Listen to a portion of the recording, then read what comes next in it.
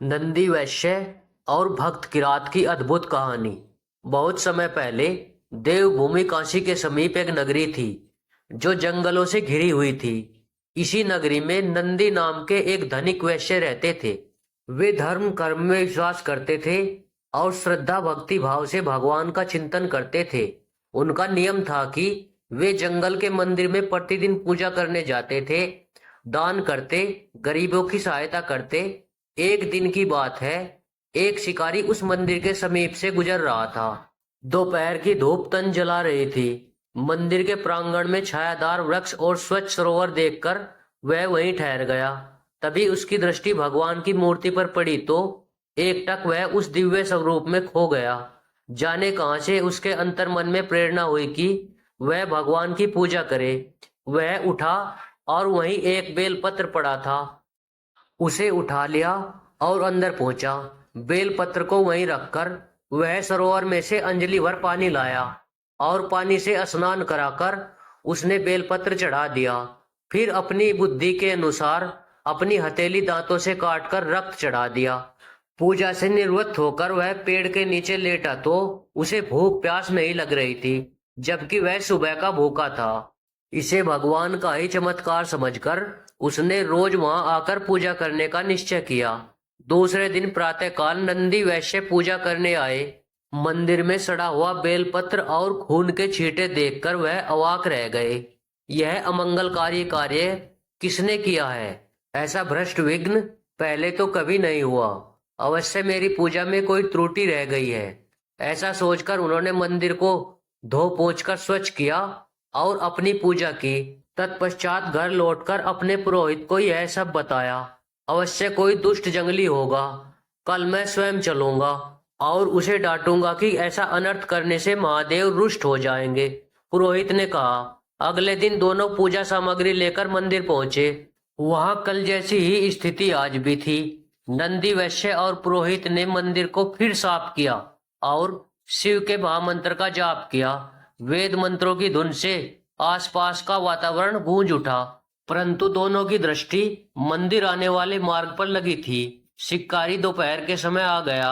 शिकारी की भयंकर आकृति देखकर दोनों भयभीत हो गए।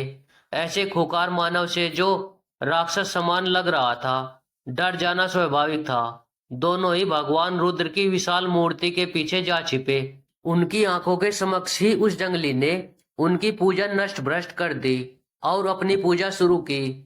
जल से स्नान कराया और बेलपत्र चढ़ाकर अपनी घायल हथेली में पुनः चाकू मारा तो रक्त के साथ मांस भी निकल पड़ा। दोनों चीजें पूर्ण भाव से प्रभु को अर्पित कर दी। फिर साष्टांग दंडवत प्रणाम करके चला गया। महाराज, यह तो कोई राक्षस है, नंदी वैश्य बोले। इसे तो किसी ज्ञान प्रलोभन या भय से नहीं रोका जा सकता। ऐसी चेष्टा भी करते हैं तो यह निर्दयी जीवित न छोड़ेगा। सत्य कह रहे हैं आप।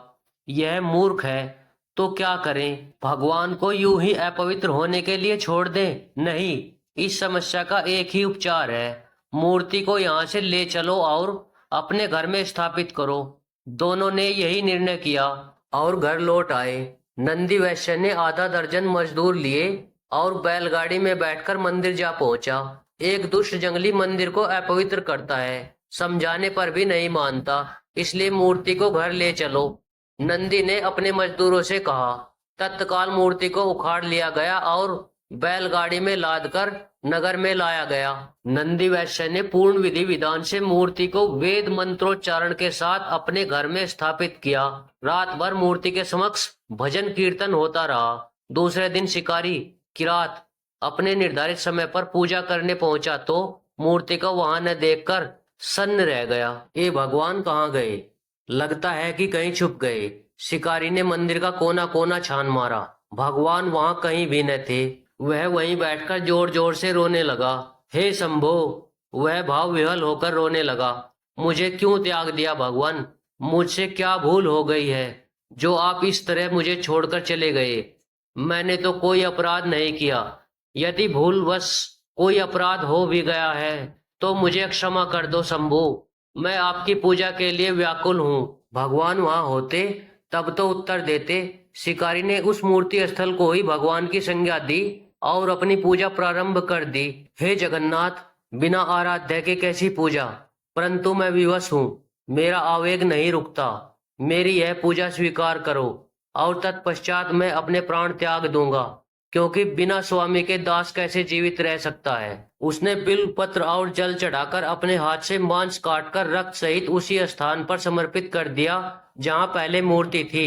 फिर सरोवर में स्नान करके अखंड ध्यान में बैठ गया। उसके हृदय में कोई कामना नहीं रही थी। दिन प्रतिदिन उसका ध्यान सघन हो रहा था। उसके हृदय में ओम ओम की ध्वनि प्रतिध्वनित हो रही थी। किरात की कठिन साधना श्वास से विरक्त होकर प्राण में पहुंच रही थी।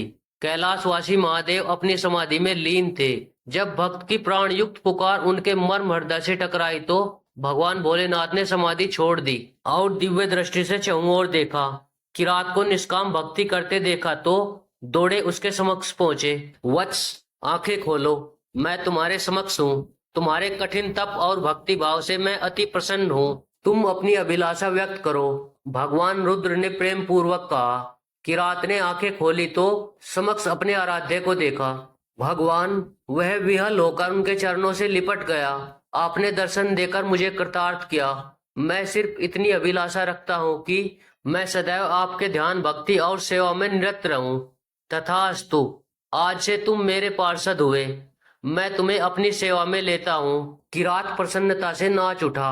उसकी यह दशा देखकर भोले भंडारी भी डमरू बजाने लगे और सुंदर नृत्य कर उठे। उनका डमरू बजा तो देवी देवताओं ने भी अन्य वाद्य यंत्रों से उस आनंदपूर्ण स्थिति का आनंद बढ़ा दिया।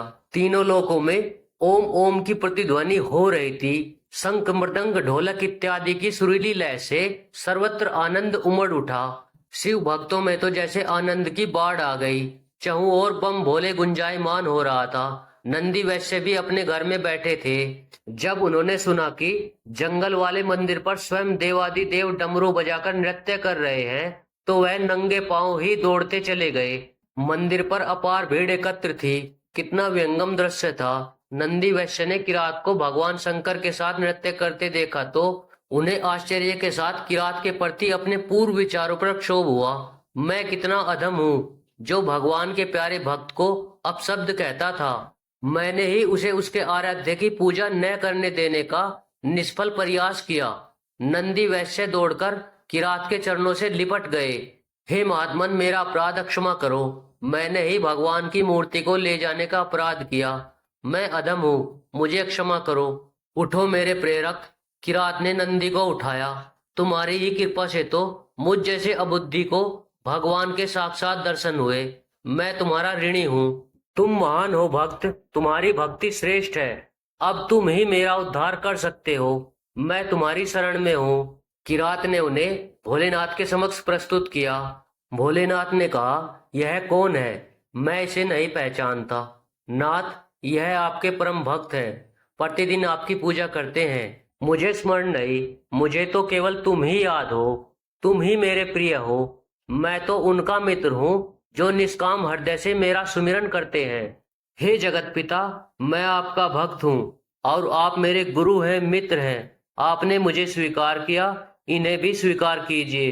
भक्त की इच्छा भगवान पूर्ण न करे। भक्त किरात ने नंदी को स्वीकार किया तो भगवान जगन्नाथ कैसे अस्वीकार करते। तथास्तु, महादेव ने कहा। नंदी वैश्य प्रसन्नता से प्रभु के चरणों में गिर गए। यही किरात और नंदी वैश्य भगवान के गण नंदी और महाकाल के नाम से प्रसिद्ध हुए।